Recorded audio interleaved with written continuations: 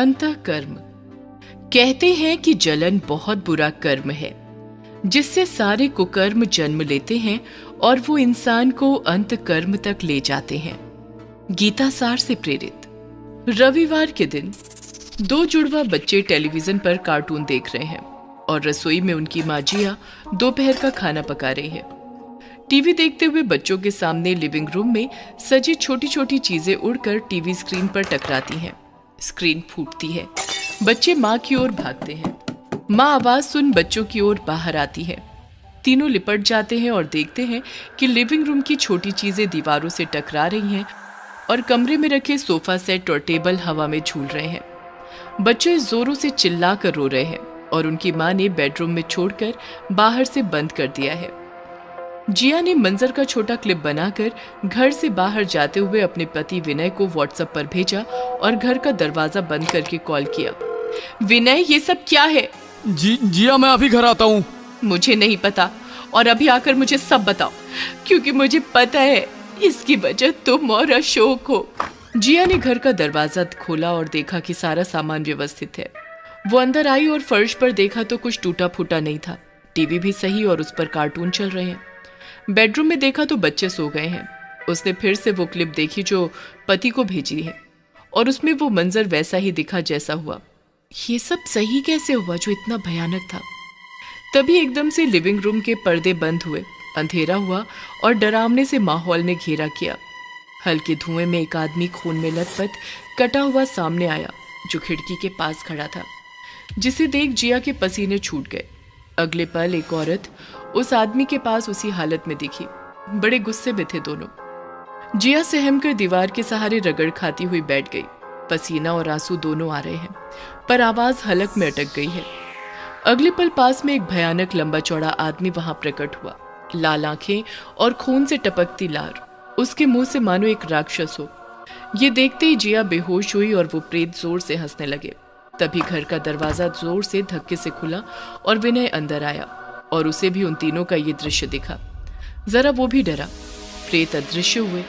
रसोई से गिलास में पानी लेकर उसके छींटे जिया पर छिड़के और वो होश में आई। फिर उसी ग्लास का पानी पिलाया और जिया को पकड़कर विनय को खड़ा कर सोफे पर बैठाकर सामने बैठा और बोला, जिया, तुम तो जानती हो कि हमारी फैमिली का जॉइंट बिजनेस था। मैं ताऊ जी के साथ काम करता था। जब से पापा मम्मी सब छोड़कर केदारनाथ बस गए, कम उम्र में धंधे में पड़ा। ताऊ जी ने पिता की तरह नहीं, मास्टर की तरह काम सिखाया। जैसे मैं एक फौज का जवान हूँ, कहीं भी डांट देते, किसी के सामने चिल्लाने लगते, हाँ पूरा ख्याल रखते, पैसा गाड़ी सब दी, पर मेरी इज्जत का फालूदा निकालते। मुझ में यह सब गुस्सा बनकर पनपने लगा। आखिर मैं सिर्फ 24 साल का था। एक दिन ताऊ जी का बेटा यानी मेरा भाई शिवेक पढ़ाई पूरी करके लंदन से वापस आया और ऑफिस में उसे भी काम सिखाया जाने लगा, पर बड़े प्यार से। ये देख मेरा मन अब जलन और बदले से भर गया। घर आकर मैं बहुत शराब और सिगरेट पी रहा था कि मेरा दोस्त अशोक आया, जो कि पेशे से पंडित था। वो बोला, ये क्या हाल बना रहा है? अब ये रोज का हो रहा है, हाँ, जो मैं एक दोस्त के नाते सह नहीं पा रहा हूं। हर काम रोने और जलने से पूरा नहीं होता, कुछ करना पड़ता है, हद पार तक। करेगा? हाँ, मैं सारी हदें पार कर दूंगा। ब्रह्मांड में सब तरह के कर्म व्याप्त हैं, वैसे ही सभी तरह की पूजा भी, सात्विक और तामसिक दोनों पूजा हम हमारे सनातन धर्म के अंतर्गत कर सकते हैं, पर वो जरा वक्त लेगी। इसलिए अभी हम वही पूजा शमशान में नहीं करके ईसाइयों के कब्रिस्तान में करते हैं। चलो।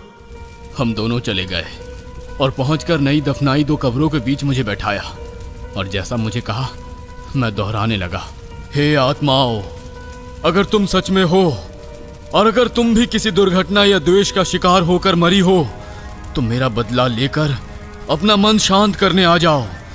मेरे ताऊ जी श्री उमेद प्रकाश की मृत्यु ही मेरा बदला है।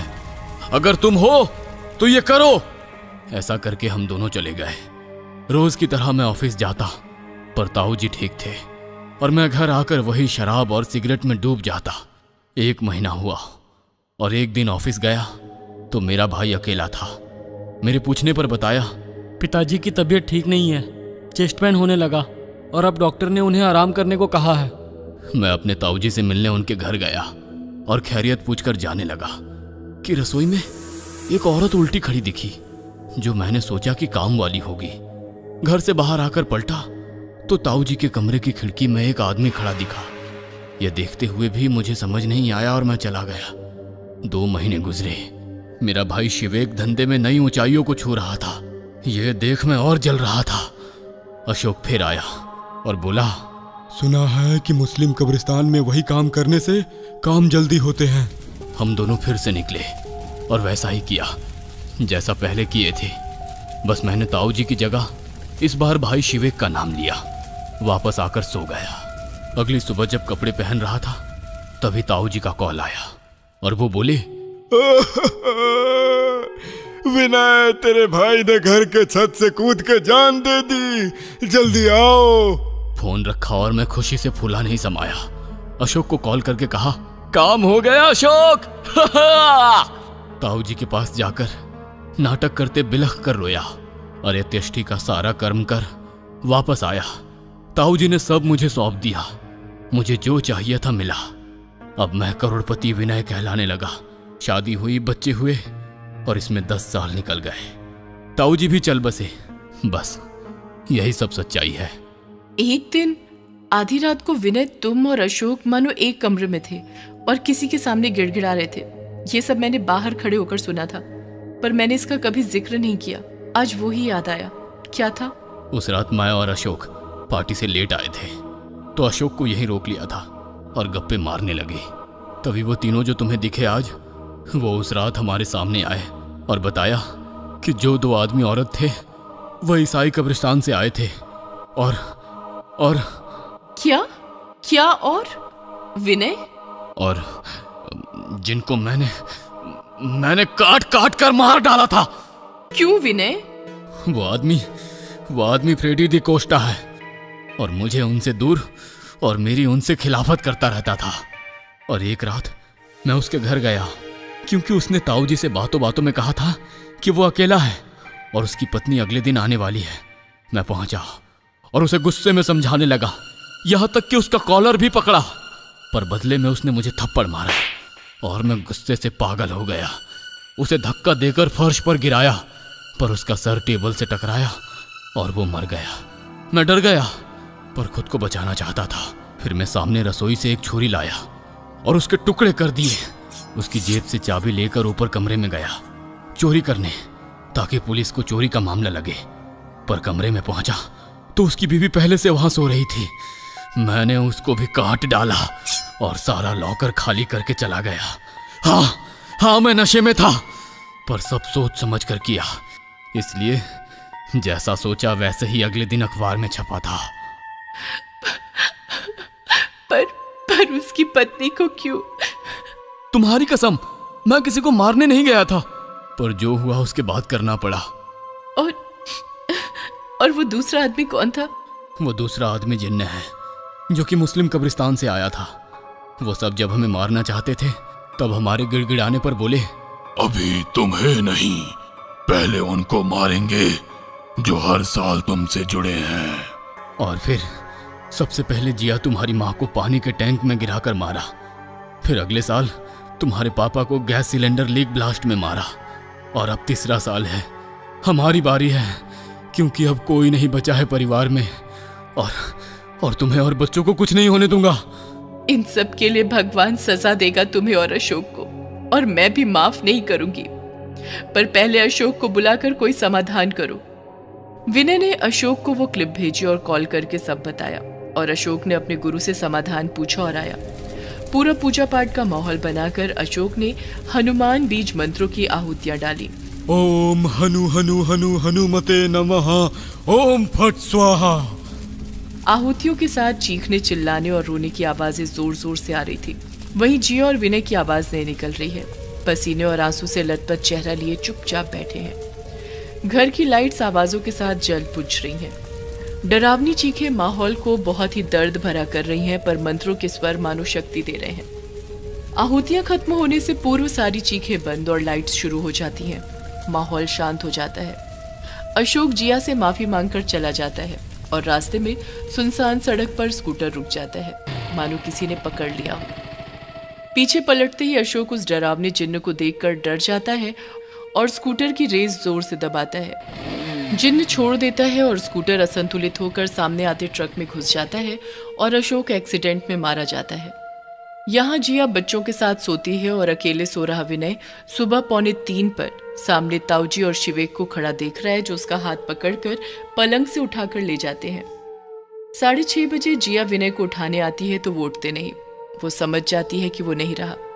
विनय की लाश के पास उसका मोबाइल बजा, जिस पर अशोक का कॉल था, जिसे जिया ने उठाया और पुलिस कर्मचारी ने कहा कि कल रात एक्सीडेंट में ये चल बसे, इनकी लाश को गवर्नमेंट हॉस्पिटल में ले जाओ।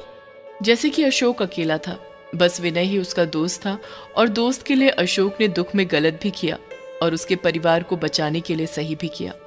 सच्ची दोस्ती निभा गया, जैसे कि दुर्योधन और कर्ण की दोस्ती। अब शमशान में 2 चिताएं जल रही हैं। जिया बच्चों के साथ रोती देख रही है।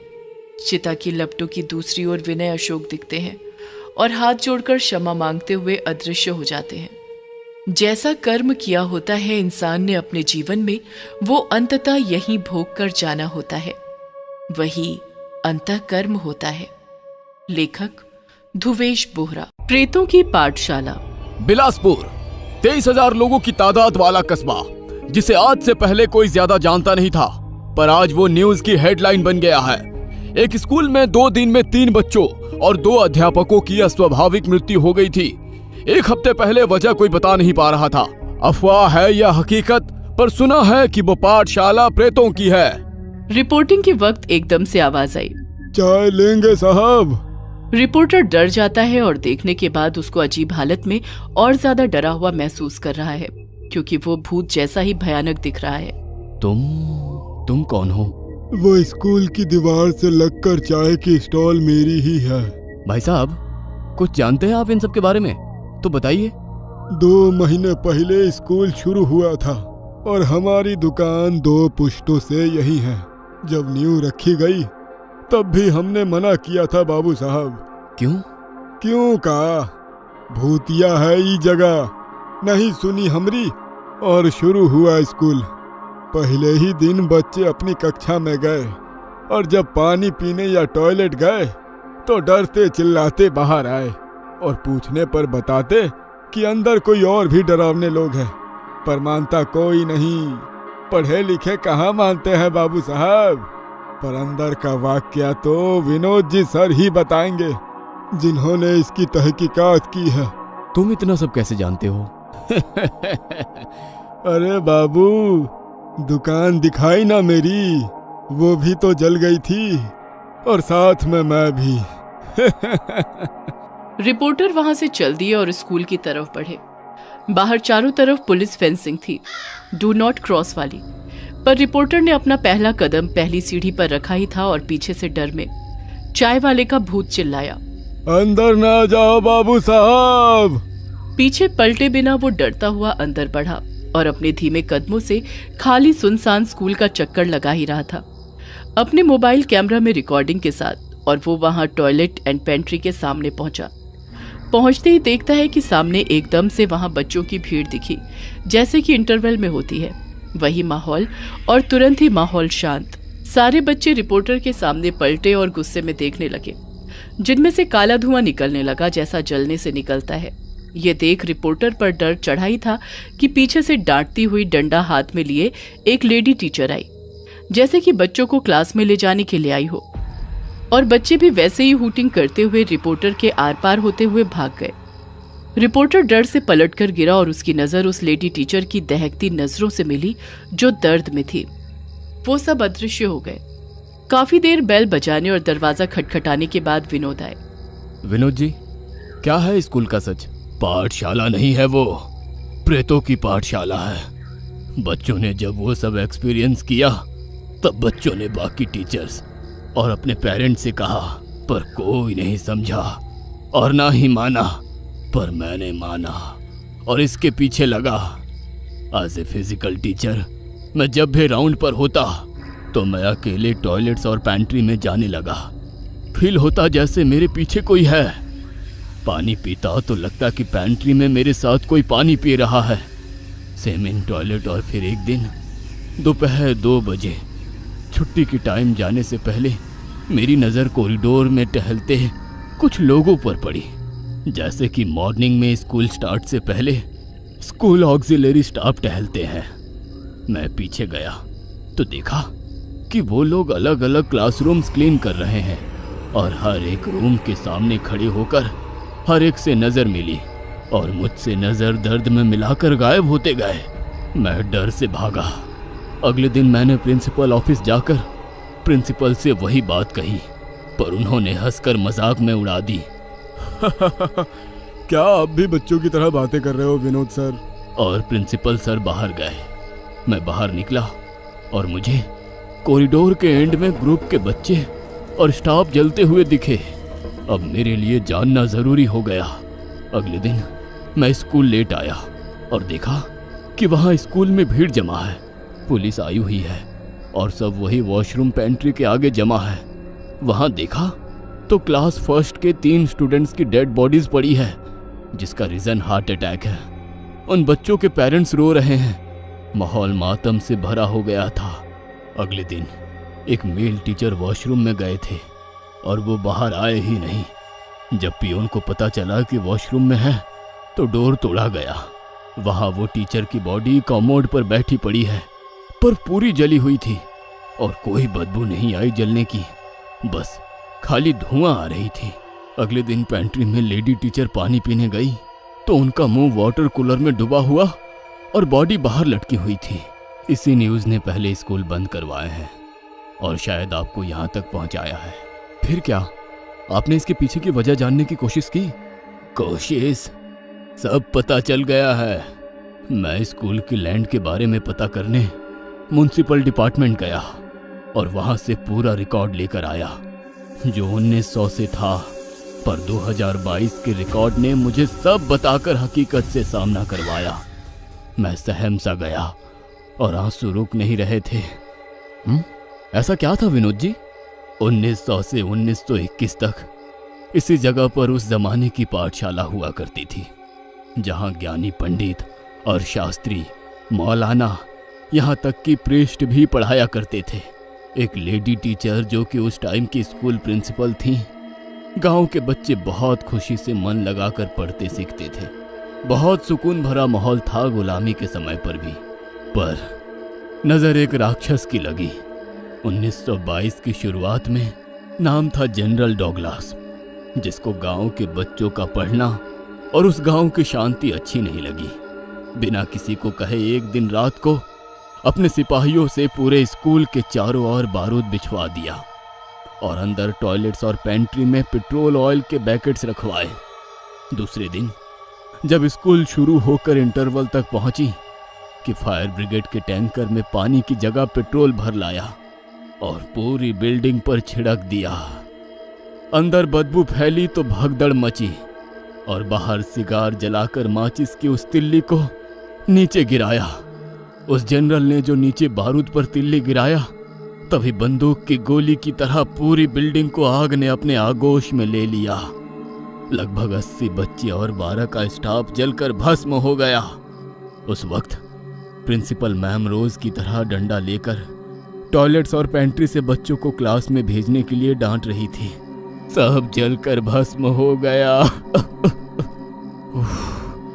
मानो दिल दहल गया हो। इन सब से छुटकारा कैसे मिल सकता है? पता किया, वो भी पता किया मैंने। जब वो सब पढ़ा तो पढ़ते हुए रात के 11:30 बज गए और मैं रोते बिलखते खुद को संभाल नहीं पाया और शराब पीकर टाइट हो गया और पाठशाला के सामने पेड़ के नीचे बैठ गया। घोप अंधेरे में स्कूल को देख रो ही रहा था कि अचानक लाइट्स लगी। बच्चे और पूरा स्टाफ अंदर क्लास में जाने लगे। क्लास में पढ़ाई शुरू। थोड़ी देर बाद स्कूल आग के लपटों से जलती हुई दिखी और सब सामने जलते हुए खड़े दिखे जो अंदर थे। वो मंजर देखकर मैं भागा, जोर से भागा और भागता हुआ घर आ पहुंचा और बेड पे वैसे ही गिर गया। सारा पिया हुआ उतर गया। सुबह सब याद था, पर वो रात को जो देखा सच था या नहीं पता करने में 4 रातों तक लगातार गया और सब वैसे ही सामने दिखा रोज और रिपोर्टर साहब, मैंने पी भी नहीं रखी थी चारों दिन। आपने बहुत कुछ देखा है हिम्मत के साथ। आप बच गए, बस वही काफी है। किसने कहा कि मैं बच गया? रिपोर्टर पसीने से लथपथ हो गया और देखा कि विनोद इंसान से जलता हुआ पुतला बन गया और बोला, मैं तो पूरी पाठशाला के साथ ही जल गया था। अतृप्त आत्मा हूँ, भटक रहा था। विनोद धुएं के साथ उड़ता हुआ अदृश्य हो गया। कुछ कहानियां अधूरी रह जाती है क्योंकि उनके पीछे की सच्चाई कोई समाधान नहीं ढूंढ पाती है। Bloody stepwell. गर्मी के दिन थे। गर्मी से गर्म होती जमीन आधी रात के बाद ही ठंडी होती थी। अक्सर लोग कुएं के करीब तालाब की सीढ़ियों की तरफ इस गर्मी से सुकून पाने के लिए रात में निकल जाते थे। रात काफी हो गई थी। सभी गांव वाले बावड़ी से धीरे धीरे लौट आए थे, मगर साहिल, करण, अजय और विजू, चारों दोस्त बावड़ी की सीढ़ियों पर अभी लेटे ही थे कि धीरे धीरे बहती ठंडी हवा में उन्हें नींद आ गई। अमावस की रात ने ठाकुर की बावड़ी को छिपा लिया था। तभी साहिल के कान के पास छम छम छम छम बजती पायल की आवाज सुनाई दी। साहिल की नींद खुल गई। उसने देखा एक लड़की नीचे तालाब की सीढ़ियां उतरती उसे इशारे से बुला रही है। साहिल समझा, इन्हें सोने दो, आज अपने हाथों में लड्डू होगा, और वो उस लड़की का पीछा करने लगा। लड़की सीढ़ियां उतरती उसे इशारा करती नीचे ले गई और साहिल के कानों में आवाज आई, छपाक, और लड़की बावड़ी के पानी में अचानक कूद गई। साहिल ने भी आव देखा न ताव, बावड़ी के पानी में कूद पड़ा, छपाक। मगर ये क्या? दिखाई तो कुछ नहीं दिया था, मगर साहिल की दर्द भरी चीखें सुनाई देने लगी, जैसे कोई उसे फाड़ रहा हो। उसकी चीखने की आवाज सुनकर उसके सोए तीनों साथी करण, अजय, विजू जाग गए और घबराए से इधर उधर देखने लगे। तभी करण बोला, अजय, विजू, ये तो साहिल की आवाज है और आवाज पानी के अंदर से आ रही है। लग रहा है नहाने के वास्ते गया होगा, शायद डूब रहा है, चलो देखते हैं। और सभी सीढ़ियां उतरते नीचे बावड़ी में गए। अब साहिल और जोर जोर से चीखने लगा था।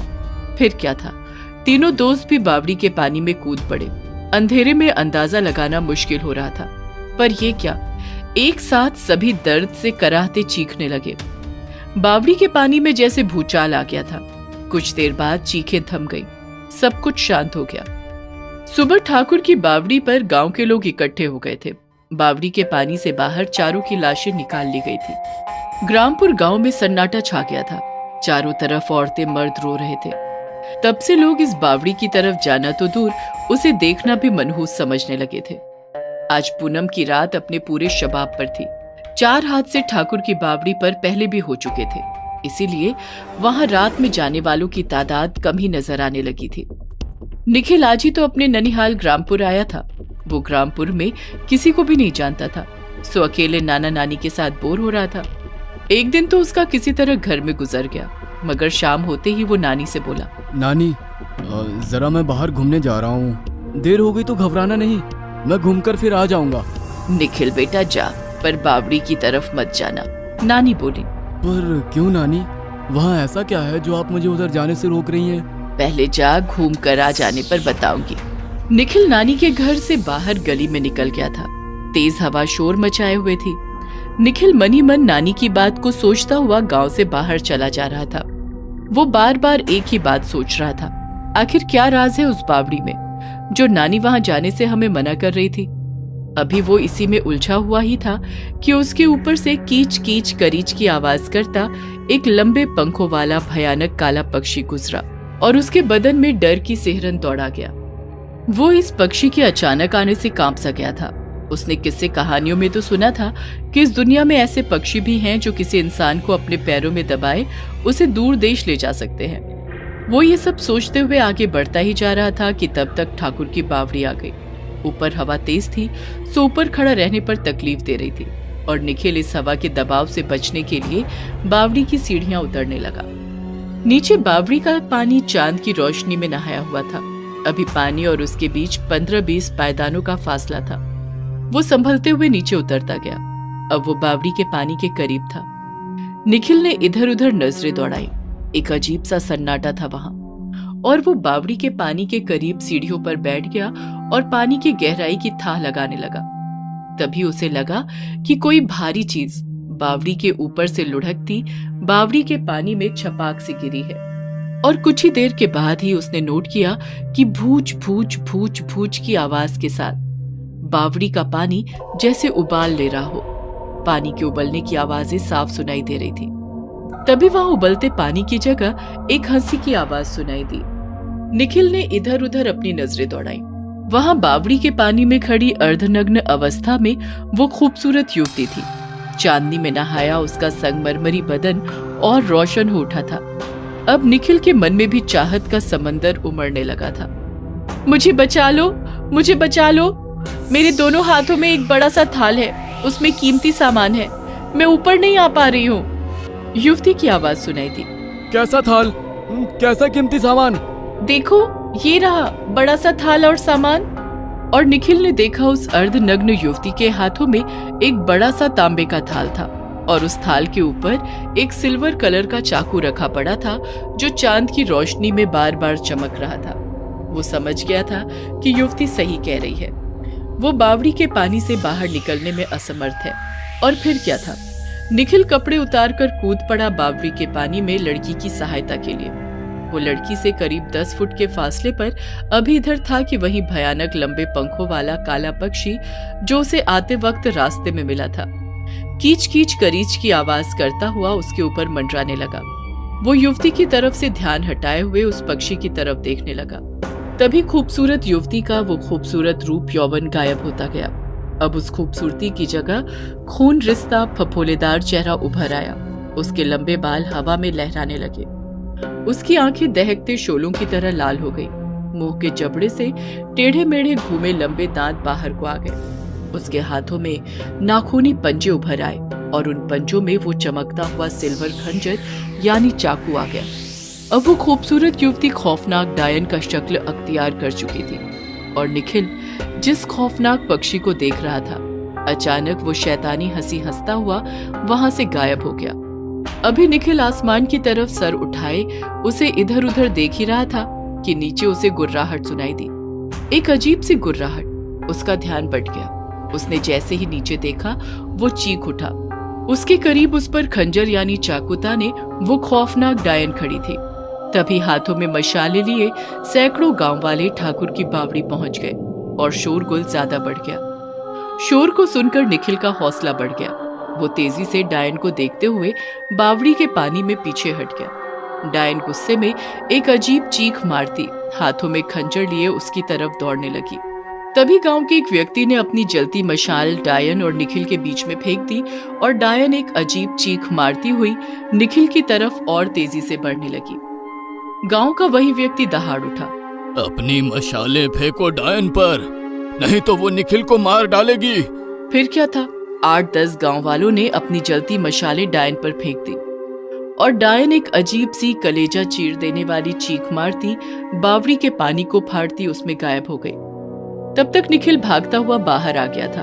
उसके नाना नानी उसे गले लगाकर फपक फपक कर रो पड़े। अब सब कुछ शांत था। बेटा निखिल, तुम्हें मैंने कितना समझाया था कि बावड़ी की तरफ मत जाना, पर तुम नहीं माने। अरे बेटा, ये ठाकुर की खूनी बावड़ी है। अपने ग्रामपुर गांव के 4 जवानों का खून पी गई है ये बावड़ी। वो तो ऊपर वाले का शुक्र है कि हम वक्त पर आ गए, नहीं तो तुमसे हाथ धो बैठते हम बेटा।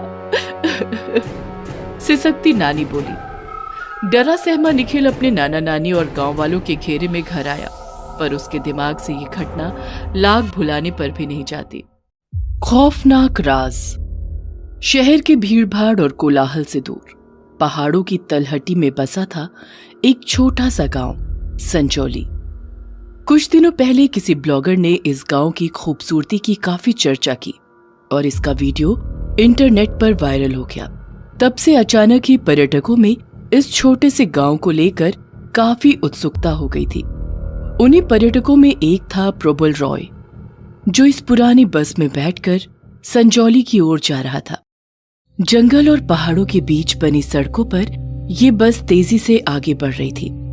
बस का कंडक्टर टिकट बेचते हुए प्रबल तक आता है और उससे कहता है, कहाँ की टिकट चाहिए साहब? एक टिकट संजौली का देना भैया।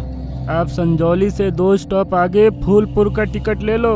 सूरज डूबने के बाद संजौली में उतरना ठीक नहीं है साहब। अरे क्यों?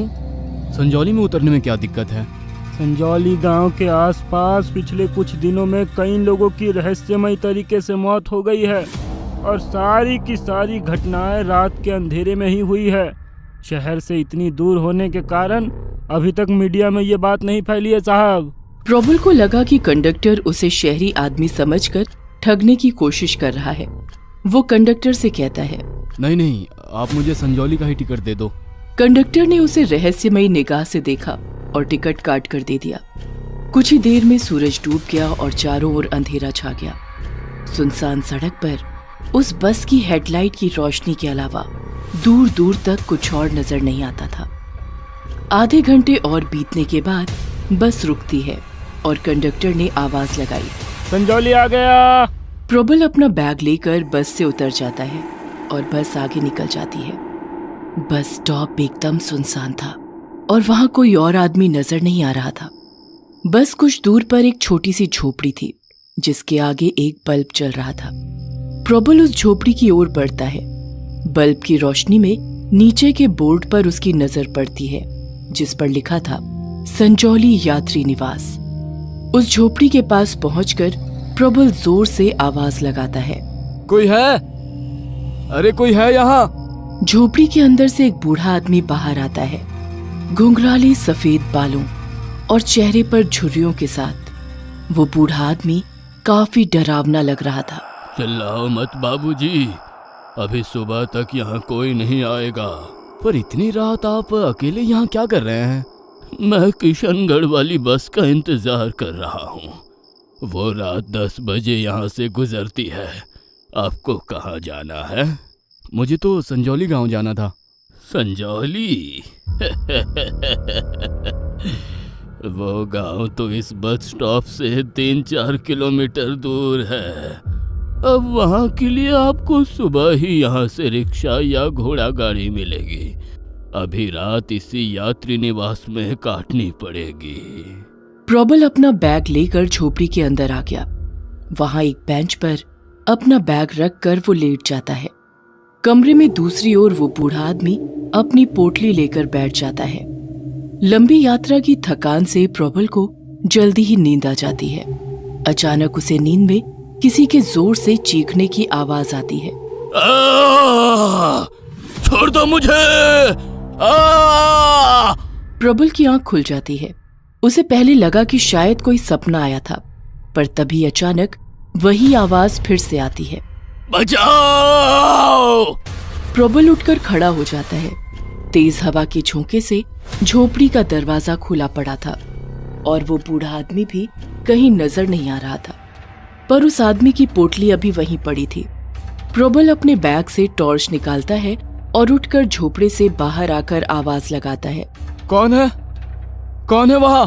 प्रबल ने अंधेरे में टॉर्च की रोशनी इधर उधर मारी। अचानक उसे झाड़ियों के बीच उस बूढ़े आदमी का खून से लथपथ शरीर नजर आता है। प्रबल सहम जाता है। फिर अचानक वो शरीर हिलने लगता है और ऐसा लगता है जैसे कोई उसे खींचकर दूर ले जा रहा हो।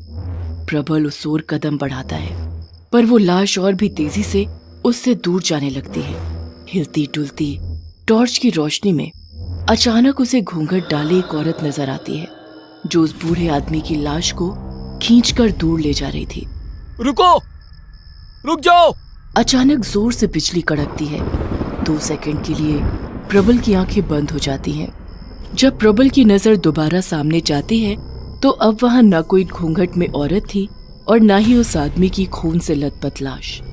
प्रबल एकदम हैरान हो जाता है कि अचानक वो औरत और वो लाश कहाँ गायब हो गई। उसने अंधेरे में टॉर्च की रोशनी यहाँ वहां मारी, पर अब वहां बस एक खौफनाक सन्नाटा बिखरा पड़ा था। पर प्रबल नहीं जानता था कि दूसरी ओर घनी झाड़ियों की आड़ में से 2 आंखें उसकी ओर ही देख रही थी। डरावनी लाल आंखें, जैसे उनमें खून उतर आया हो। वो आंखें एक औरत की थी जिसके घुंघराले बाल थे और चेहरे पर कई चोट के निशान। उस औरत ने दूर से ही प्रबल को देखा और फिर रहस्यमयी ढंग से मुस्कुराती है। जैसे ही उसने देखा कि प्रबल वापस यात्री निवास की ओर जा रहा है, उस औरत ने अपनी साड़ी का लंबा घूंघट अपने सर पर डाल लिया और झुककर नीचे बैठ जाती है।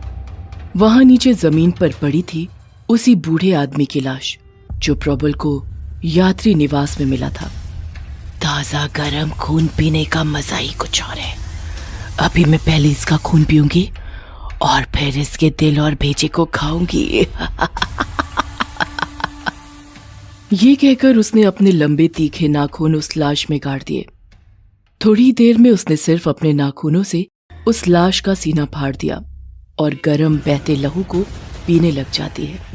खून से सना हुआ उस औरत का मुंह उस वक्त इतना खौफनाक था कि कोई देखकर ही बेहोश हो जाता। आदमी की शक्ल में ये सब जानवर ही हैं और इनके खून को पीकर मुझे बहुत सुकून मिलता है। अब जरा इसका दिल और भेजा निकाल कर खाया जाए। ये कहकर उस औरत ने उस लाश का दिल बाहर निकाल लिया और उसे खाने लगी। देखते ही देखते उसने लाश को पूरा ही नोच डाला और उसके भेजे को भी निकाल कर खा लिया। वहीं दूसरी ओर प्रबल वापस यात्री निवास की ओर जाते हुए रास्ता भूल गया। अंधेरे और झाड़ियों के कारण उसने कोई गलत मोड़ ले लिया। काफी दूर निकलने के बाद प्रबल के सामने एक नदी आई जिसमें पानी काफी उफान पर था और उस पर लकड़ी और रस्सियों से बना एक पुल बना था। ये नदी और पुल उसने पहली बार देखा था, इसलिए उसे एहसास हो गया कि वो गलत रास्ते पर आ गया है। अरे ये मैंने कौन सा रास्ता ले लिया? प्रबल हैरत में भी था और उसे डर भी लग रहा था। टॉर्च की रोशनी भी अब फीकी पड़ रही थी, शायद उसकी बैटरी खत्म होने वाली थी। तभी अचानक एक जुगनू टिमटिमाता हुआ उसके आसपास घूमने लगता है। प्रबल आश्चर्य से उस जुगनू की ओर देखता है।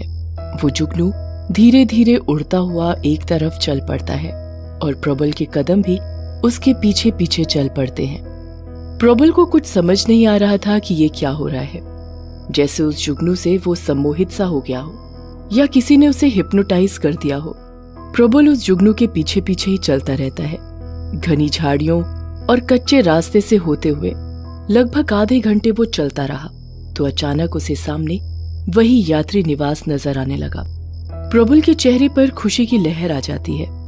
उसने जुगनू की ओर देखा जो अब तेजी से उड़ता हुआ सीधा यात्री निवास की खिड़की से अंदर चला जाता है और उसकी चमक से यात्री निवास के अंदर से भी काफी रोशनी आने लगती है। प्रबल आगे बढ़कर झोपड़ी का दरवाजा खोलता है और अंदर कदम रखते ही आश्चर्यचकित रह गया। अंदर कमरे में एक अत्यंत ही सुंदर लड़की बेंच पर बैठी एक किताब पढ़ रही थी। उसके पास में ही एक बड़ा सा लैंप पड़ा था जिसकी तेज रोशनी से पूरा कमरा जगमग हो गया था। जैसे ही उस लड़की की नजर प्रबल पर पड़ी तो वो खड़ी हो जाती है और प्रबल से कहती है, आइए बाबूजी, इतनी रात आप बाहर कहाँ चले गए थे? तुम कौन हो? इस यात्री निवास की देखरेख का जिम्मा मेरे चाचा जी का है और उनकी तबीयत जरा खराब हो गई थी तो मैं आ गई। पर अभी थोड़ी देर पहले तो तुम यहाँ नहीं थी। घर पर खाना बनाने का काम भी तो मुझे ही करना पड़ता है ना बाबूजी, इसलिए आने में थोड़ी देर हो गई। उधर नदी के पास ही है मेरा घर। ये सुनकर प्रबल की जान में जान आई। लड़की ने अपना नाम पार्वती बताया, पर गांव में सब उसे पारो ही बुलाते थे। प्रबल ने पारो को उस बूढ़े आदमी की मौत और रहस्यमयी चीख के बारे में बताया, पर पारो को यकीन ही नहीं हुआ। मैं सच कह रहा हूँ, उस आदमी की पोटली भी यहीं पड़ी थी। पर अब उस कमरे में कोई पोटली भी नहीं रखी थी। पारो जोर से हंसने लगी। आपने जरूर नींद में सपना देखा होगा। नहीं नहीं, वो सपना नहीं था। मुझे बस के कंडक्टर ने भी बताया था कि संजौली में रहस्यमय तरीके से कई लोगों की मौत हुई है। मैं तो इतने सालों से यहाँ रह रही हूँ, मैंने तो आज तक ऐसा कुछ नहीं सुना। आप चिंता मत करिए और आराम से बैठ जाइए। प्रबल वापस बेंच पर लेट गया और शाम से हुई अजीब घटनाओं के बारे में सोचने लगा। अचानक उसके सर के पीछे दीवार पर लगा एक फोटो फ्रेम जमीन पर गिर जाता है। धाड़! उस आवाज से चौंककर प्रबल खड़ा हो जाता है। पारो जोर से चिल्लाती है, बाबूजी पीछे हट जाओ। तभी प्रबल की नजर फोटो फ्रेम से लिपटे एक लंबे जहरीले सांप पर पड़ती है। लगभग 4 फुट लंबा वो सांप और उसकी फुंकार किसी का भी दिल दहला देने के लिए काफी थी। डर से प्रबल की हालत खराब हो जाती है। पारो आगे बढ़कर उस सांप को पकड़ने की कोशिश करती है। अरे पागल हो गई हो क्या? मत जाओ उस सांप के पास। पर पारो ने प्रबल की बात पर ध्यान दिए बिना सांप को पकड़ लिया और दरवाजे से बाहर फेंक दिया। गांव में रहने के कारण उसे इन चीजों से डर नहीं लगता था। हम तो हर हफ्ते ऐसे सांप देखते हैं बाबूजी। शहर से यहाँ आने वाले सांप ज्यादा खतरनाक होते हैं। मतलब शहर के ऐसे नीच लोग जो गांव के भोले भाले मासूम लोगों का शिकार करते हैं। ये कहते कहते पारो का चेहरा बदलने लगता है। उसकी आंखें अब सुर्ख लाल हो जाती हैं, जैसे उनमें खून उतर आया हो। उसके गाल पर एक बड़े जख्म का निशान होता है और उसकी उंगलियों के नाखून काफी बड़े और नुकीले हो जाते हैं। कुछ ही पलों में सुंदर सी पारो उसी भयानक औरत में तब्दील हो जाती है जो कुछ देर पहले झाड़ियों में उस बूढ़े आदमी का खून पी रही थी। ये सब देखकर प्रबल के रोंगटे खड़े हो जाते हैं। डर से हकलाते हुए प्रबल कहता है, पारो, ये तुम्हें क्या हो रहा है पारो? तुम सब शहर के लोग एक जैसे होते हो, मक्कार नीच जानवर जैसे। अब तुम्हारा खून पीकर ही मुझे शांति मिलेगी। ये कहकर पारो उसकी तरफ बढ़ती है। प्रबल ने पास में पड़ा बैग उसकी तरफ फेंका, पर पारो सिर्फ अपनी उंगलियों से इशारा करती है और हवा में ही उस बैग की दिशा बदल जाती है। प्रबल सीधा दरवाजा खोलकर बाहर भागता है। पारो उसके पीछे दौड़ती है। प्रबल एकदम बदहवास सा भागा जा रहा होता है। पारो ने अपना ध्यान प्रबल से 10 मीटर सामने एक लंबे पेड़ पर टिकाया और फिर अपनी गर्दन को एक तरफ झटका दिया। वो पेड़ सीधा सामने गिरता है और प्रबल का रास्ता रोक लेता है। प्रबल के सामने अब भागने की जगह नहीं बची थी। पारो उसके एकदम पास आ जाती है। उसकी लाल आंखों में प्रबल को अपनी मौत नजर आने लगती है। तभी उसने अपने गले से रुद्राक्ष की माला निकाली और हनुमान चालीसा का जाप करने लगा। पारो थोड़ी देर के लिए सहम कर रुक जाती है। प्रबल को थोड़ा हौसला मिलता है और वो रुद्राक्ष की माला सामने लटकाते हुए धीरे धीरे अपने दाएं बढ़ता है, जहां थोड़ी ही दूर पर नदी बह रही थी। पारो भी उसकी ओर बढ़ती जाती है, पर रुद्राक्ष की माला के कारण सीधा प्रबल पर अटैक नहीं करती। प्रबल ने नीचे देखा। लगभग 20 फीट नीचे से नदी पूरे उफान पर बह रही थी। प्रबल सीधे नदी में कूद जाता है। पारो गुस्से से उसकी तरफ देखती रह जाती है और प्रबल का शरीर नदी के साथ बहता हुआ दूर चला जाता है। अगले दिन सूरज की तेज रोशनी से प्रबल की आंखें खुलती हैं, तो वो खुद को नदी के किनारे एक चट्टान पर लेटा हुआ पाता है। उसके चारों ओर 8-10 गांव वाले लोग खड़े थे। उन्हीं लोगों ने उसके बेहोश शरीर को नदी में बहने से बचाया था और बाहर निकाला था। प्रबल ने उन्हें अपने साथ बीती पूरी घटना सुनाई, तो उन गांव वालों में से एक आदमी कहता है, बाबूजी, जिसे आपने देखा वो पारो नहीं थी। पारो नहीं थी? फिर कौन थी वो? वो पारो की भटकती आत्मा थी, क्योंकि पारो को मरे हुए तो 6 महीने हो चुके हैं। उन गांव वालों ने बताया कि आज से 6-7 महीने पहले पार्वती उर्फ पारो उस गांव की सबसे सुंदर लड़की हुआ करती थी। एक बार शहर से कुछ लोग संजौली घूमने आए थे। जब उनकी नजर पारो पर पड़ी तो उनकी नीयत बिगड़ गई और वो उसे लेकर संजौली के यात्री निवास पर चले गए। वहां उन्होंने उसके साथ जबरदस्ती अपनी हवस को पूरा करने की कोशिश की। पारो उनसे लड़ती है और भागने की कोशिश करती है, पर जब उन्होंने हर तरफ से उसे घेर लिया तो उसने नदी में कूदकर अपनी जान दे दी। उस घटना के बाद वो चारों दरिंदे संजौली से फटाफट भागने वाले थे, पर रात में ही उनके साथ कुछ हादसा हुआ और सब मारे गए। क्या हुआ, कैसे हुआ, किसी को कुछ पता नहीं, पर मरने से पहले एक आदमी ने हॉस्पिटल में ये बताया था कि उन्हें पारो ने मारा है। उस दिन के बाद से पारो की आत्मा संजौली यात्री निवास के पास ही भटकती रहती है और कोई भी शहरी आदमी जब संजौली गांव आने की कोशिश करता है तो वो उसके पीछे पड़ जाती है, ताकि गांव की किसी और भोली लड़की के साथ वो ना हो जो उसके साथ हुआ। ये था संजौली का खौफनाक राज, और इसे सुनने के बाद प्रबल अगली बस से ही सीधा वापस चला गया। संजौली में रुकने का मतलब था अपनी मौत को खुद दावत देना। अंतःकर्म। कहते हैं कि जलन बहुत बुरा कर्म है, जिससे सारे कुकर्म जन्म लेते हैं और वो इंसान को अंत कर्म तक ले जाते हैं। गीता सार से प्रेरित। रविवार के दिन 2 जुड़वा बच्चे टेलीविजन पर कार्टून देख रहे हैं और रसोई में उनकी माँ जिया दोपहर का खाना पका रही है। टीवी देखते हुए बच्चों के सामने लिविंग रूम में सजी छोटी छोटी चीजें उड़कर टीवी स्क्रीन पर टकराती हैं। स्क्रीन फूटती है। बच्चे माँ की ओर भागते हैं। माँ आवाज सुन बच्चों की ओर बाहर आती है। तीनों लिपट जाते हैं और देखते हैं कि लिविंग रूम की छोटी चीजें दीवारों से टकरा रही हैं और कमरे में रखे सोफा सेट और टेबल हवा में झूल रहे हैं। बच्चे जोरों से चिल्ला कर रो रहे हैं और उनकी माँ ने बेडरूम में छोड़कर बाहर से बंद कर दिया है। जिया ने मंजर का छोटा क्लिप बनाकर घर से बाहर जाते हुए अपने पति विनय को व्हाट्सएप पर भेजा और घर का दरवाजा बंद करके कॉल किया। विनय, ये सब क्या है? जिया, मैं अभी घर आता हूँ। मुझे नहीं पता, और अभी आकर मुझे सब बताओ, क्योंकि मुझे पता है इसकी वजह तुम और अशोक हो। जिया ने घर का दरवाजा खोला और देखा कि सारा सामान व्यवस्थित है। वो अंदर आई और फर्श पर देखा तो कुछ टूटा फूटा नहीं था। टीवी भी सही और उस पर कार्टून चल रहे हैं। बेडरूम में देखा तो बच्चे सो गए हैं। उसने फिर से वो क्लिप देखी जो पति को भेजी है और उसमें वो मंजर वैसा ही दिखा जैसा हुआ। ये सब सही कैसे हुआ जो इतना भयानक था?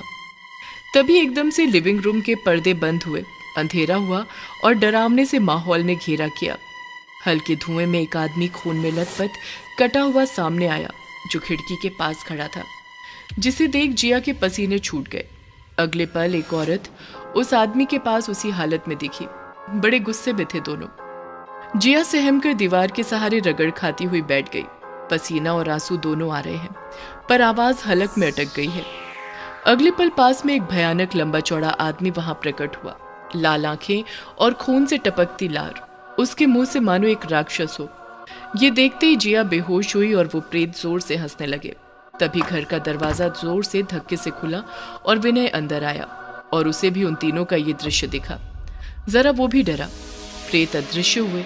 रसोई से गिलास में पानी लेकर उसके छींटे जिया पर छिड़के और वो होश में आई। फिर उसी ग्लास का पानी पिलाया और जिया को पकड़कर विनय को खड़ा कर सोफे पर बैठाकर सामने बैठा और बोला, जिया, तुम तो जानती हो कि हमारी फैमिली का जॉइंट बिजनेस था। मैं ताऊ जी के साथ काम करता था।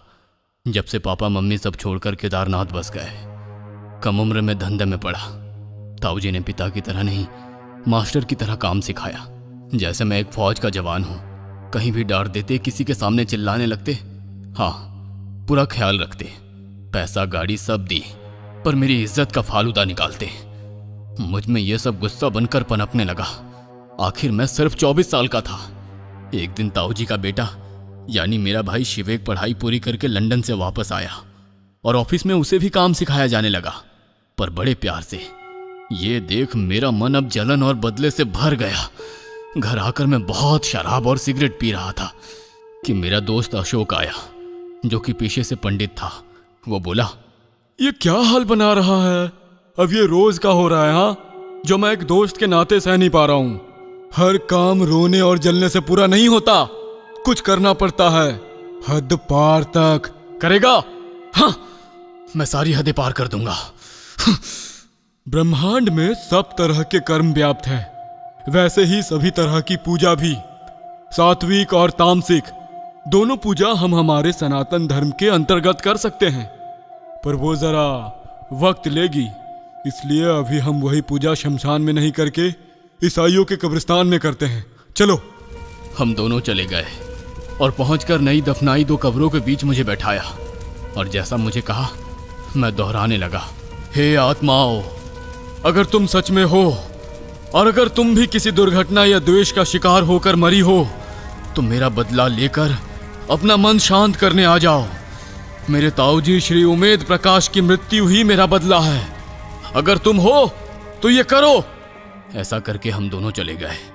रोज की तरह मैं ऑफिस जाता, पर ताऊ जी ठीक थे और मैं घर आकर वही शराब और सिगरेट में डूब जाता। 1 महीना हुआ और एक दिन ऑफिस गया तो मेरा भाई अकेला था। मेरे पूछने पर बताया, पिताजी की तबीयत ठीक नहीं है, चेस्ट पेन होने लगा और अब डॉक्टर ने उन्हें आराम करने को कहा है। मैं अपने ताऊ जी से मिलने उनके घर गया और खैरियत पूछकर जाने लगा कि रसोई में एक औरत उल्टी खड़ी दिखी, जो मैंने सोचा कि काम वाली होगी। घर से बाहर आकर पलटा तो ताऊ जी के कमरे की खिड़की में एक आदमी खड़ा दिखा। यह देखते हुए भी मुझे समझ नहीं आया और मैं चला गया। 2 महीने गुजरे। मेरा भाई शिवेक धंधे में नई ऊंचाइयों को छू रहा था। यह देख मैं और जल रहा था। अशोक फिर आया और बोला, सुना है कि मुस्लिम कब्रिस्तान में वही काम करने से काम जल्दी होते हैं। हम दोनों फिर से निकले और वैसा ही किया जैसा पहले किए थे। बस मैंने ताऊ जी की जगह इस बार भाई शिवेक का नाम लिया। वापस आकर सो गया। अगली सुबह जब कपड़े पहन रहा था तभी ताऊ जी का कॉल आया और वो बोले, विनय, तेरे भाई ने घर के छत से कूद के जान दे दी, जल्दी आओ। फोन रखा और मैं खुशी से फूला नहीं समाया। अशोक को कॉल करके कहा, काम हो गया अशोक। ताऊ जी के पास जाकर नाटक करते बिलख कर रोया और यत्यष्टि का सारा कर्म कर वापस आया। ताऊ जी ने सब मुझे सौंप दिया। मुझे जो चाहिए था मिला। अब मैं करोड़पति विनय कहलाने लगा। शादी हुई, बच्चे हुए और इसमें 10 साल निकल गए। ताऊ जी भी चल बसे। बस यही सब सच्चाई है। एक दिन आधी रात को विनय, तुम और अशोक मानो एक कमरे में थे और किसी के सामने गिड़गिड़ा रहे थे। ये सब मैंने बाहर खड़े होकर सुना था, पर मैंने इसका कभी जिक्र नहीं किया। आज वो ही याद आया। क्या था? उस रात मैं और अशोक पार्टी से लेट आए थे तो अशोक को यहीं रोक लिया था और गप्पे मारने लगे। तभी वो तीनों जो तुम्हें दिखे आज, वो उस रात हमारे सामने आए और बताया कि जो 2 आदमी औरत थे वह ईसाई कब्रिस्तान से आए थे और क्या और विनय? और जिनको मैंने काट काट कर मार डाला था। क्यों विनय? वो आदमी फ्रेडी दी कोस्टा है और मुझे उनसे दूर और मेरी उनसे खिलाफत करता रहता था। और एक रात मैं उसके घर गया क्योंकि उसने ताऊ जी से बातों बातों में कहा था कि वो अकेला है और उसकी पत्नी अगले दिन आने वाली है। मैं पहुंचा और उसे गुस्से में समझाने लगा, यहां तक कि उसका कॉलर भी पकड़ा, पर बदले में उसने मुझे थप्पड़ मारा और मैं गुस्से से पागल हो गया। उसे धक्का देकर फर्श पर गिराया, पर उसका सर टेबल से टकराया और वो मर गया। मैं डर गया पर खुद को बचाना चाहता था। फिर मैं सामने रसोई से एक छुरी लाया और उसके टुकड़े कर दिए। उसकी जेब से चाबी लेकर ऊपर कमरे में गया चोरी करने, ताकि पुलिस को चोरी का मामला लगे। पर कमरे में पहुंचा तो उसकी बीवी पहले से वहां सो रही थी। मैंने उसको भी काट डाला और सारा लॉकर खाली करके चला गया। हाँ, मैं नशे में था, पर सब सोच समझ कर किया। इसलिए जैसा सोचा वैसे ही अगले दिन अखबार में छपा था। पर उसकी पत्नी को क्यों? तुम्हारी कसम, मैं किसी को मारने नहीं गया था, पर जो हुआ उसके बाद करना पड़ा। और वो दूसरा आदमी कौन था? वो दूसरा आदमी जिन्न है, जो कि मुस्लिम कब्रिस्तान से आया था। वो सब जब हमें मारना चाहते थे तब हमारे गिड़गिड़ाने पर बोले, अभी तुम्हें नहीं, पहले उनको मारेंगे जो हर साल तुमसे जुड़े हैं। और फिर सबसे पहले जिया तुम्हारी माँ को पानी के टैंक में गिराकर मारा। फिर अगले साल तुम्हारे पापा को गैस सिलेंडर लीक ब्लास्ट में मारा। और अब तीसरा साल है, हमारी बारी है, क्योंकि अब कोई नहीं बचा है परिवार में। और तुम्हें और बच्चों को कुछ नहीं होने दूंगा। इन सब के लिए भगवान सजा देगा तुम्हें और अशोक को, और मैं भी माफ नहीं करूंगी। पर पहले अशोक को बुलाकर कोई समाधान करो। विनय ने अशोक को वो क्लिप भेजी और कॉल करके सब बताया, और अशोक ने अपने गुरु से समाधान पूछा और आया। पूरा पूजा पाठ का माहौल बनाकर अशोक ने हनुमान बीज मंत्रों की आहुतियां डाली। ओम हनु हनु हनु हनुमते नमः, ओम फट स्वाहा। आहुतियों के साथ चीखने, चिल्लाने और रोने की आवाजें जोर जोर से आ रही थी। वहीं जिया और विनय की आवाज नहीं निकल रही है। पसीने और आंसू से लथपथ चेहरा लिए चुपचाप बैठे हैं। घर की लाइट्स आवाजों के साथ जल बुझ रही हैं। डरावनी चीखें माहौल को बहुत ही दर्द भरा कर रही हैं, पर मंत्रों के स्वर मानो शक्ति दे रहे हैं। आहुतियां खत्म होने से पूर्व सारी चीखें बंद और लाइट्स शुरू हो जाती हैं। माहौल शांत हो जाता है। अशोक जिया से माफी मांगकर चला जाता है और रास्ते में सुनसान सड़क पर स्कूटर रुक जाता है, मानो किसी ने पकड़ लिया हो। पीछे पलटते ही अशोक उस डरावने जिन्न को देखकर डर जाता है और स्कूटर की रेस जोर से दबाता है। जिन्न छोड़ देता है और स्कूटर असंतुलित होकर सामने आते ट्रक में घुस जाता है और अशोक एक्सीडेंट में मारा जाता है। यहाँ जिया बच्चों के साथ सोती है और अकेले सो रहा विनय सुबह 2:45 पर सामने ताऊजी और शिवेक को खड़ा देख रहा है, जो उसका हाथ पकड़कर पलंग से उठाकर ले जाते हैं। 6:30 बजे जिया विनय को उठाने आती है तो वो उठते नहीं। वो समझ जाती है कि वो नहीं रहा। विनय की लाश के पास उसका मोबाइल बजा, जिस पर अशोक का कॉल था, जिसे जिया ने उठाया और पुलिस कर्मचारी ने कहा कि कल रात एक्सीडेंट में ये चल बसे। इनकी लाश को गवर्नमेंट हॉस्पिटल में ले जाओ। जैसे कि अशोक अकेला था, बस विनय ही उसका दोस्त था और दोस्त के लिए अशोक ने दुख में गलत भी किया और उसके परिवार को बचाने के लिए सही भी किया। सच्ची दोस्ती निभा गया, जैसे कि दुर्योधन और कर्ण की दोस्ती। अब शमशान में 2 चिताएं जल रही हैं। जिया बच्चों के साथ रोती देख रही है। चिता की लपटों की दूसरी ओर विनय अशोक दिखते हैं और हाथ जोड़कर क्षमा मांगते हुए अदृश्य हो जाते हैं। जैसा कर्म किया होता है इंसान ने अपने जीवन में, वो अंततः यही भोग कर जाना होता है। वही अंतः कर्म होता है। लेखक धुवेश बोहरा। तहखाने का राज। जैसलगढ़ की हवेली जो पर्यटन का बहुत बड़ा केंद्र है और आज भी यहाँ बड़ी तादाद में पर्यटकों की भीड़ यहाँ के इतिहास को महसूस करने आई है। इस भीड़ में सब लोग हवेली के अलग अलग हिस्सों में घूम रहे हैं और 4-5 लोगों का ग्रुप हवेली के पहले तहखाने की तरफ बढ़ा है और उन्हें सामने दूर अंधेरे में एक आदमी, फिर दूसरा और तीसरा, ऐसे आदमियों की तादाद भीड़ में बढ़ती हुई दिख रही है, जो कि आधे कंकाल की तरह भयानक दिख रहे हैं, जो एक साथ इन कॉलेज के बच्चों की ओर आगे बढ़ रहे हैं।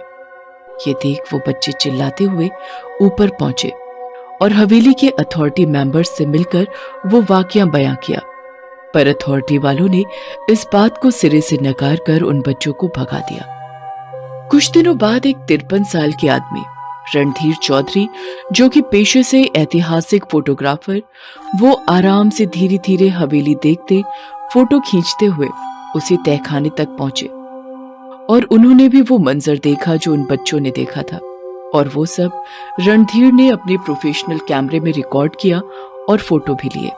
पर शाम होते ही उनकी लाश बाहर आई। लाश को उनके घर के पते पर उनके सामान सहित पहुंचा दिया गया। उनके बेटे साहिल चौधरी ने अंतिम संस्कार और क्रियाकर्म कर उस रात अपने पिता का कैमरा चेक किया, जिसमें उसे वो रिकॉर्डिंग और फोटोज ने हैरान कर दिया। अगले दिन साहिल ने सब एक पेन ड्राइव में कॉपी किया और अपने 3 खास जिगरी दोस्तों को बताया। साहिल ने एक पेन ड्राइव को पुलिस को बताकर FIR दायर करी उस हवेली के राज परिवार पर, जिसकी कोर्ट में पेशी है और राज घराने से जय सिंह राठौड़ आए हैं। राठौड़ साहब, क्या जो कुछ इस पेन ड्राइव में है उसके बारे में आपको पता है? क्या ये सच है? क्योंकि अब तो विज्ञान भी ये सब मानता है, वो भी अगर सबूत हो तो जरूर मानता है। सरासर झूठ है जज साहब। हमारा परिवार भी पुश्तों से उसी हवेली के एक हिस्से में रहता है। 100 से ज्यादा कर्मचारी वहां दिन रात रहते हैं। अगर कुछ होता तो हम सबको भी दिखता या हमारे साथ भी कुछ घटता। हमने पता करवाया है कि रणधीर चौधरी हृदय गति अवरोध के मरीज थे। तहखाने में घुटन से उनके साथ ये हादसा हुआ है। ये दलील सुनकर जज ने केस खारिज कर दिया। अब साहिल अपने तीनों दोस्तों के साथ रात को घर की छत पर शराब पीते हुए कहता है, अब हवेली का राज वहां जाकर ही पता किया जाएगा। तुम साथ देते हो तो कल सुबह सूरज की पहली किरण के साथ तैयार रहना। अगले दिन की सुबह चारों जैसलगढ़ हवेली पहुंच गए हैं और पूरी हवेली को बारीकी से घूमकर वहां की चीजों को बारीकी से देख और लिखे हुए इतिहास को पढ़ भी रहे हैं। जितनी तस्वीरें लगी थी उनकी भी तस्वीर साहिल अपने मोबाइल कैमरा से ले रहा है। शाम होने को है और सारे पर्यटकों के बाहर जाने का समय नजदीक आने वाला है। उससे पहले वो चारों तहखाने में घुस गए हैं और वहीं रुक गए हैं। अरे साहिल, क्या कर रहा है? चलना नहीं है क्या? नहीं, जो पता करना है वो यहीं इस तहखाने में है और यहीं रुक कर ही पता चलेगा। तू सच्ची में सबको मरवाएगा? भूतों का तो पता नहीं, पर पकड़े गए तो कुटाई पक्की है। और वो चारों वहीं अंधेरे में छुप गए हैं। हवेली खाली हो गई है। अंधेरे के साथ सभी कर्मचारी भी बाहर जाने लगे हैं, जिसका पता कर्मचारियों की आवाज सुनाई देने से उन चारों को चल रहा है। तो अब जल्दी निकलो, अंधेरा हो रहा है। जल्दी चलो वरना मारे जाओगे। क्यों हर रोज कहना पड़ता है? ये सब सुनकर इन चारों को डर का एहसास हो रहा है और वो एक दूसरे को देख रहे हैं, जिनमें से एक डर में भाग गया और एकदम से सामने एक राजा की शैतानी डरावनी आत्मा आई और उस लड़के के गले को पकड़कर ऊपर उठा लिया, फिर गला दबोचकर मार दिया। गर्दन की हड्डी टूटने की आवाज और उस दोस्त के मुंह से निकलते खून ने बाकी 2 को भी तहखाने के अंदर डर कर भागने पर मजबूर कर दिया, जहां फिर से एक एक कर आधे कंकाल वाले आदमियों की भीड़ बढ़ती गई, जिन्होंने उन दोनों को दबोच लिया और मार डाला। ये सब देख साहिल रोता बिलखता तीसरी ओर भागा और तहखाने से बाहर ऊपर एक बड़े से कमरे में पहुंचा, जहां एक महारानी की बड़ी सी तस्वीर लगी है। कमरे के बाहर उन भूतिया आधे कंकाल वाले आदमियों और राजा की भयानक आत्मा का जमावड़ा खड़ा है, पर अंदर नहीं आ रहा है। ये देख साहिल खुद से ये बात करके बड़बड़ा रहा है। ये सब अंदर क्यों नहीं आ रहे हैं? पीछे से एक औरत की आवाज आई, ये पापी लोग अंदर नहीं आ पाएंगे। साहिल पलटा और देखा कि तस्वीर से महारानी की आत्मा बाहर आ गई। साहिल पीछे कदम बढ़ाता हुआ गिरा। डरो मत बेटा, मैं उन जैसी नहीं हूं, और वैसे भी जो पता करने आए हो वो सच मैं ही बता सकती हूँ तुम्हें, तो सुनो। 123 साल पहले जिसलगढ़ घराना छोटा पर नामचीन था, क्योंकि महाराज चंदेर सिंह जनता के सामने और नजरों में बड़े दयालु और निष्ठावान थे। हर इंसान के सहायक थे, बड़े भावुक थे, पर उनका असली चेहरा बस मैं, उनकी महारानी शीत कंवर ही जानती थी, या फिर वो गुलाम जो वफादारी से उनकी गुलामी करते थे। वो सच ये था कि गांव से हर रोज एक औरत रात के अंधेरे में गायब होने लगी, जो कि महाराज अपने गुलामों से अगवा करवा कर हवेली के चमचमाते तहखाने में मंगवाया करते थे। उसके साथ जितनी बार और जितने समय तक रंगरलियां बनाते और मन भरने पर मरवा कर गांव के जंगल में लाश फेंकवा देते। कोई न कोई जानवर रात में उस लाश को खा ही जाता, और तब वो आधी खाई हुई लाश मिलने पर लगता कि जानवर का शिकार हुई है। एक आदमी बलदेव ने दिमाग लगाया और बड़बड़ाने लगा, सिर्फ औरत ही क्यों, जानवर जो भी हो, उससे सिर्फ औरत का शिकार ही करना है। और वो रात को छुपकर गांव के चौक में ही पेड़ के नीचे हर रोज सोने लगा। एक रात को जब एक औरत निवृत्त होने के लिए जंगल की ओर गई, तो वहां से कुछ जोरों से छटपटाने की आवाजों ने बलदेव को उसका पीछा करने पर मजबूर किया, और उसने देखा कि कुछ लोग उस औरत को अगवा करके ले जा रहे हैं। पीछा करने पर देखा कि वो हवेली के खुफिया दरवाजे से अंदर गए हैं। अब बलदेव हवेली के सामने पेड़ों के पीछे छिप छिप कर दिन रात बिताने लगा।